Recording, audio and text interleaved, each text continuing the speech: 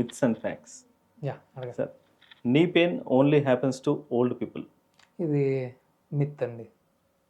ఏ ఏజ్లో అన్నా రావచ్చు, ఓకే. పిల్లల్లో అన్నా రావచ్చు, మిడిల్ ఏజ్, ఓల్డ్ ఏజ్ ఎవరికన్నా రావచ్చు. సో క్రాంకింగ్ నకిల్స్, వేళ్ళు చిటుకు అనిపించుకోవడం వల్ల, బోన్ చిటుకు అనిపించుకోవడం వల్ల అర్థరైటిస్ వస్తుందా? No, it's a myth again. Okay. ఇది ఎందుకంటే కనుక మనకి పాపింగ్ సౌండ్ అనేది ఈ గ్యాస్ బబుల్స్ అనేవి ఫామ్ అవటం వల్ల, అవి బ్రేక్ అవటం వల్ల సౌండ్ వస్తాయి, సౌండ్స్ వస్తాయి, కానీ they are not going to cause arthritis. Okay. You should avoid walking or working out if you have joint pains. Joint pains again ఇక్కడ జాయింట్ పెయిన్స్లో డిఫరెంట్, మనము కామన్గా ఉండే కండిషన్స్ అయితే కనుక ఈ మోకాళ్ళ అరుగుదల గురించి అనుకుంటే ఎక్కువ మంది బాధపడే ప్రాబ్లం కాబట్టి దీనిలో అంటే లో ఇంటెన్సిటీ ఎక్సర్సైజెస్ అడ్వైజ్ చేస్తాం.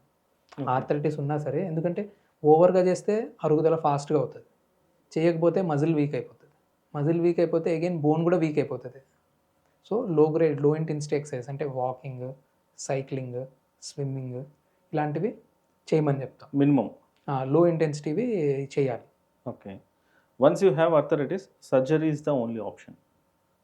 నో అండి, దిస్ ఈజ్ అగైన్ ఏంటంటే కనుక ఆర్థరైటిస్ మనకి డిఫరెంట్ స్టేజెస్లో ఉంటుంది. Early arthritis, advanced arthritis. Early arthritis అనుకోండి, it can be managed with good physiotherapy, some medications. Advanced arthritis obviously you have to go for some procedures. Calcium supplements alone are enough for strong bones. It's again a myth అండి. Okay. ఎందుకంటే కనుక ఇప్పుడు మనము tablet వేసుకున్నాము, బాడీలోకి కాల్షియంని push చేసాం బలవంతంగా, body దాన్ని ఎక్కడ పెట్టుకోవాలి? దానికి ఒక స్టిమ్యులస్ కావాలి. ఆ స్టిమ్యులస్ ఎక్కడి నుంచి వస్తుంది? ఎక్సర్సైజ్ చేస్తే వస్తుంది.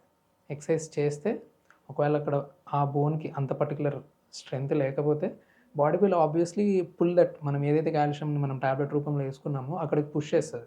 ఓకే. ఇప్పుడు మనం ఎక్సర్సైజ్ చేసినప్పుడు బాడీ బిల్డర్స్కి వాళ్ళకి స్ట్రాంగ్ మజిల్ ఉంటుంది. ఆ స్ట్రాంగ్ మజిల్ని నిలబెట్టాలంటే ఫౌండేషన్ కూడా కావాల్సిందే కదా. సో ఆబ్వియస్గా బోన్ కూడా స్ట్రెంగ్తెన్ అవుతుంది. ఓకే. ఇందాక మీరు అన్నట్టు బోన్ ఎలా అయితే కాల్షియం తీసుకుంటుందో వదిలేస్తుంది. సో మనం ఏంటంటే ఆ స్టిమ్యులస్ ఇవ్వకపోతే టాబ్లెట్లు వేసుకుంటారు కొంతమంది. నేను 5 years నుంచి టాబ్లెట్స్ వేసుకుంటున్నాను సార్, అయినా నాకు ఎలా ఫ్రాక్చర్ అయింది అని అడుగుతారు. చిన్నగానే పడ్డాను అయినా ఫ్రాక్చర్ అయింది అని అడుగుతారు. ఫ్రాక్చర్ అంటే దెబ్బ తాకిన ఇంటెన్సిటీ బట్టి, ఇంటెన్సిటీ ఒకటి. రెండోది ఏంటంటే కనుక మనకి ఫుల్ బెనిఫిట్ రావాలంటే కనుక you have to do some physical activity. అంటే చాలామంది నేను పనులు చేస్తూనే ఉంటాను సార్ పొద్దు నుంచి రాత్రి దాకా అంటారు. అది కన్సిడర్ అవ్వదండి. ఓకే. ఎందుకంటే మనం ఎక్సర్సైజ్ చేసేటప్పుడు అగెయిన్స్ట్ రెసిస్టెన్స్, అంటే మనం రెసిస్టెన్స్ మీద చేస్తేనే ఆ బోన్కి ఇది దాటి ఇంకా కొద్దిగా స్ట్రెంగ్త్ బిల్డప్ చేసుకోవాలని ఒక స్టిమ్యులస్ వస్తుంది. ఓకే. మనం రోజువారీ పని చేస్తే ఫెటీగ్ వస్తుంది అంతే, స్ట్రెంగ్త్ బిల్డ్ అవ్వదు.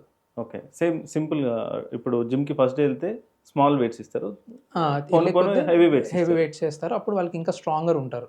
సో అట్లానే మనకి ఏంటంటే, so you have to do some activities against resistance. అంటే రెసిస్టెన్స్ అంటే చెప్తున్నా కదా, కొంచెం ఒత్తిడికి గురి చేయాలి కొంతవరకు, అప్పుడే స్ట్రెంగ్త్ ఇంక్రీజ్ అవుతుంటుంది. So if you are walking 1 kilometer today, try to increase it to. No, అదే మీకు అర్థం కావట్లా.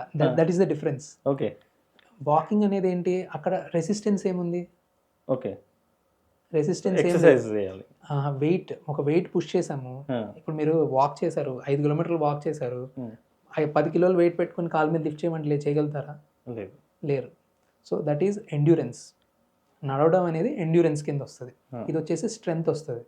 ఇప్పుడు స్ప్రింట్ రన్నర్స్ ఉంటారా? స్ప్రింట్ రన్నర్స్ అంటే హుసేన్ బోల్ట్, వాళ్ళు మ్యారథాన్ చేయగలుగుతారా?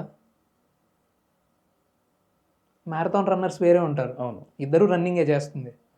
కానీ వాడికి వచ్చేసి 40 kilometers పరిగెత్తాలి, 42 kilometers పరిగెత్తాలి మ్యారథాన్ అంటే. వాడి ట్రైనింగ్ వేరే ఉంటుంది. వీడి ఆ 100 meters పరిగెత్తాలి, వీడి ట్రైనింగ్ వేరే ఉంటుంది. కరెక్ట్. ఇద్దరు రన్నర్సే. సో ఎక్సర్సైజే అని చెప్పి మీరు వాకింగ్ కూడా ఎక్సర్సైజే. So but it's not the same. అంటే నేను జనరల్గా అట్లా అనుకోవడం తప్పు కదా. అంటే we're doing a podcast so that people will know. Walking ఒకటి చేస్తే సరిపోదు అని చెప్తున్నా. అంటే it has definitely some positive effect. ఇంకా అడిషనల్గా కావాలి, you have to do this. Okay. Against resistance అంటే వెయిట్స్ చేయటం కానీ, ఈ టెరా బ్యాండ్ అని ఉంటుంది చూస్తుంటారు, ఒక ఎలాస్టిక్ బ్యాండ్ పట్టుకొని చేస్తుంటారు కదా. బేసికలీ సమ్ రెసిస్టెన్స్ మీరు చేసినప్పుడే స్టిమ్యులస్ అనేది వస్తుంది. ఓకే. సో ఈ హ్యాండ్లో చేసేది ఇలా చేసేది ఇవన్నీ అవన్నీ అగైన్స్ రెసిస్టెన్స్ ఏదైతే మనం ఎక్స్ట్రా ఎఫర్ట్ పెట్టి చేయాల్సి వస్తుందో ఎక్స్ట్రా రెసిస్టెన్స్ ఓకే మనము మజిల్కి ఇస్తున్నామో అది బోన్కి కూడా వెళ్ళి it will become stronger. Okay sir, back pain always means a slipped disc? No అండి. So there are many reasons for back pain. Of them one of the reason is disc. Okay. Orthopedic problems cannot be reversed naturally? Again, it depends on the condition అండి. Certain conditions are completely reversible. Okay. There are certain things they might persist. Okay sir, ఇది mix and pack sir.